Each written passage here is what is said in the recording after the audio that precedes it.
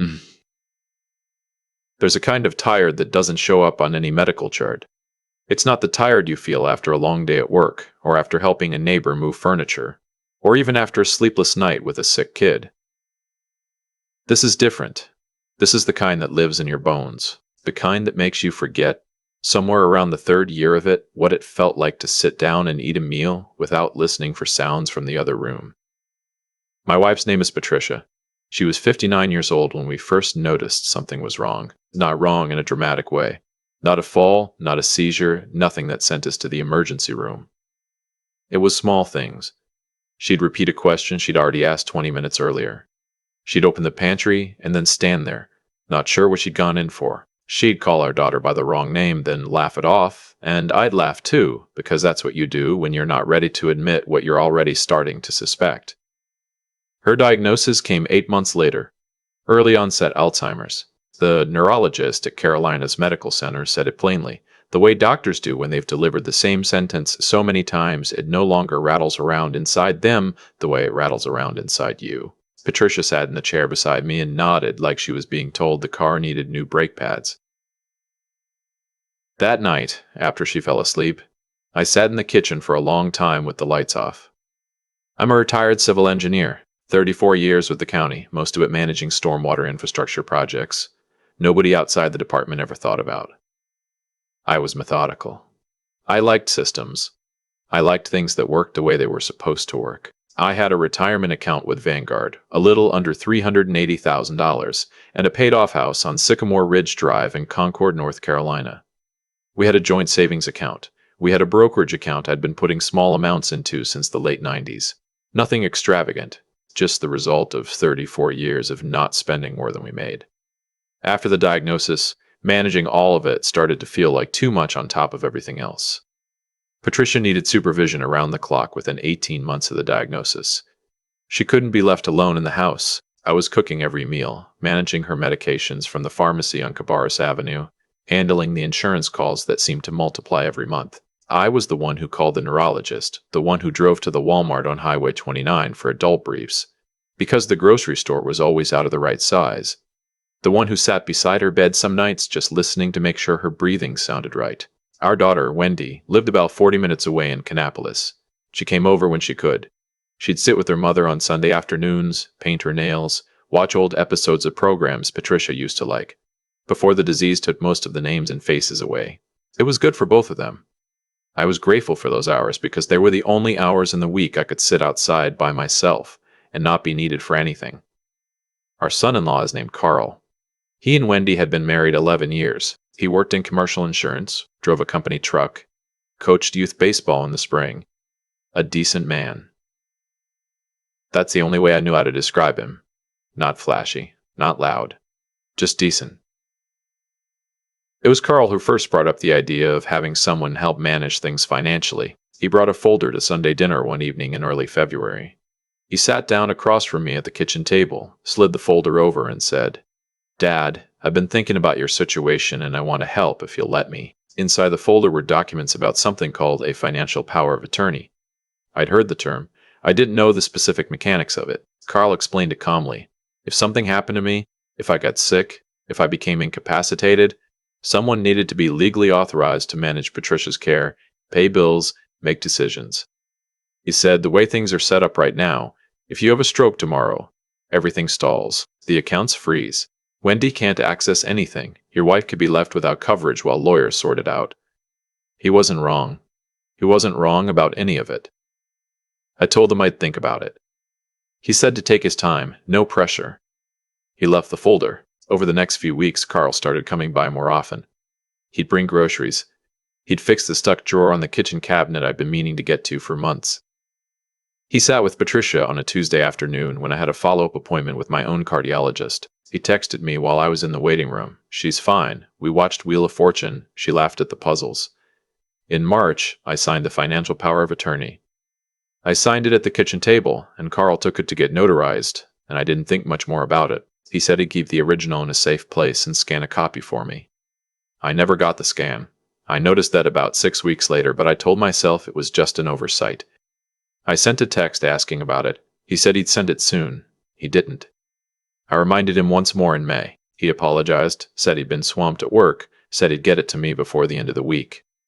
I waited. And while I was waiting, and taking care of Patricia and managing her medications and driving her to appointments and handling the insurance calls, I stopped tracking things the way I normally would have. That's not an excuse.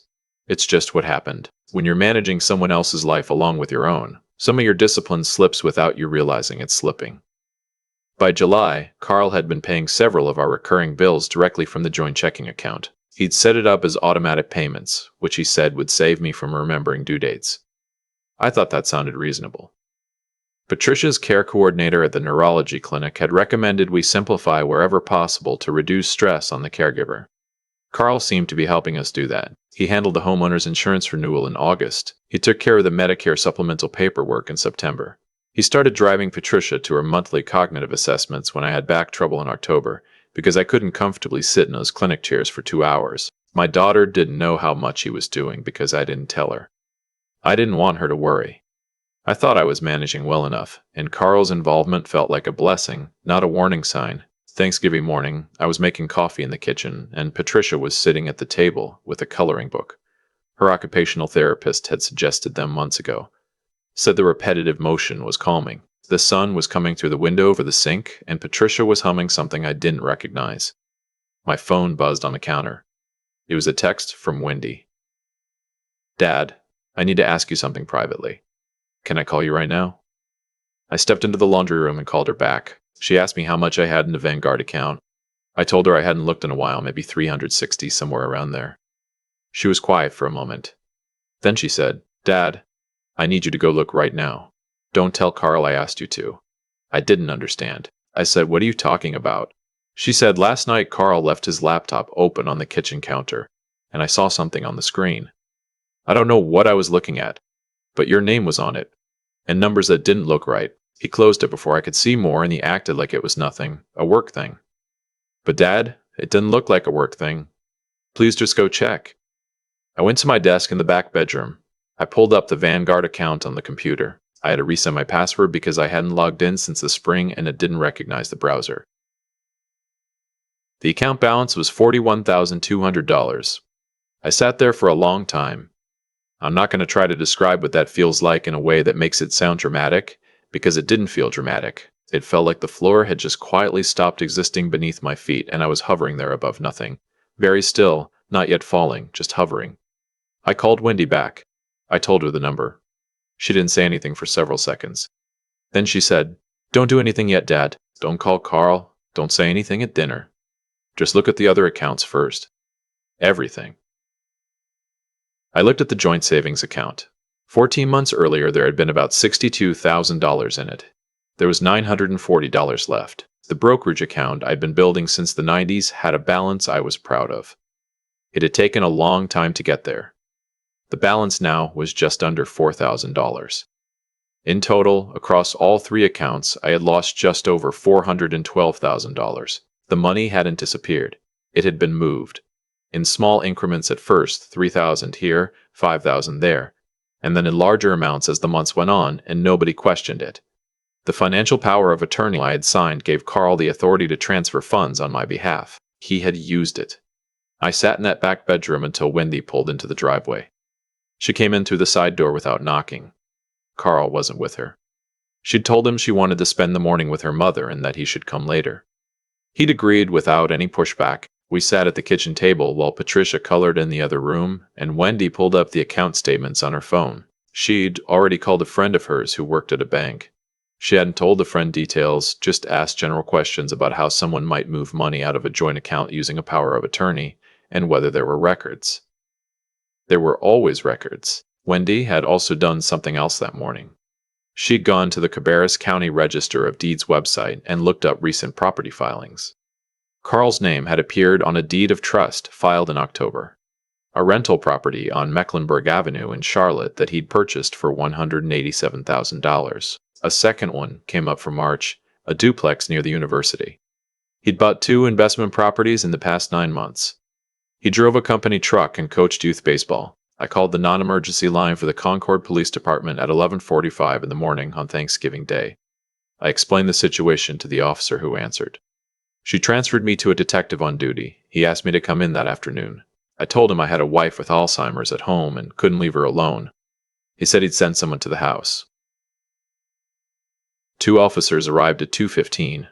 Carl showed up at 3 o'clock like nothing was different. He had a pie from the Harris Teeter Bakery on Poplar Tent Road and a bag of rolls from the same store. He walked in through the garage door, called out, "Hello," and stopped when he saw the officers in the living room. He looked at me.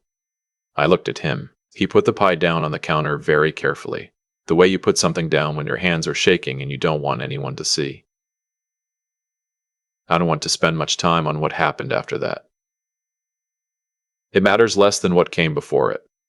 The officer spoke to him for a long time. He was arrested 14 days later after detectives reviewed the account records and the property filings. The district attorney's office charged him with financial exploitation of a disabled adult, which under North Carolina law carries a felony charge when the amount exceeds $100,000. His attorney tried to argue the power of attorney document was valid and the transfers were authorized.